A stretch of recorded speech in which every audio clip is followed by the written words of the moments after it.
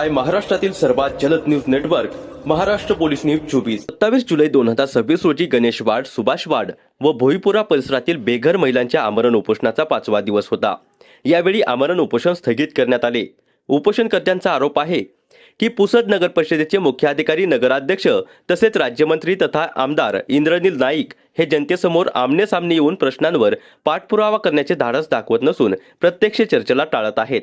तसेच बेघर महिलांच्या जागा, घरकुल व मूलभूत सुविधांबाबतचे प्रश्न पुसद नगर परिषद, नगराध्यक्ष व स्थानिक लोकप्रतिनिधी सोडवू शकले नाहीत असा त्यांचा आरोप आहे।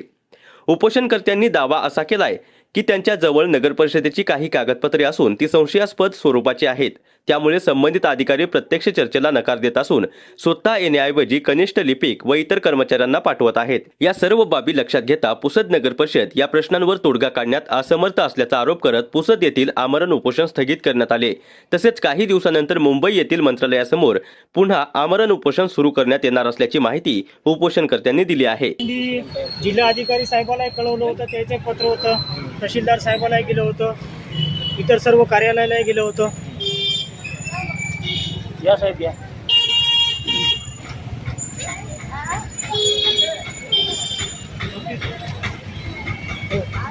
नगरपालिकेला काही आलं नाही याचं आलं नाही, मग हे दिलेलं आहे ना सविस्तर जिल्हाधिकारी साहेबाचं आहे। आता नगरपालिकेला आलं नाही तर ते आम्हाला कसं काय आलं?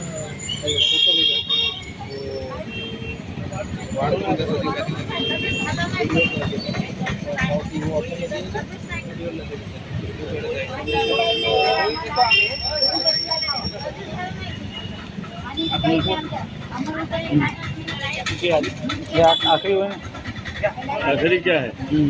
महाराष्ट्र पोलीस न्यूज 24 साठी यवतमाळ जिल्हा संपादक राहुल पडघणे।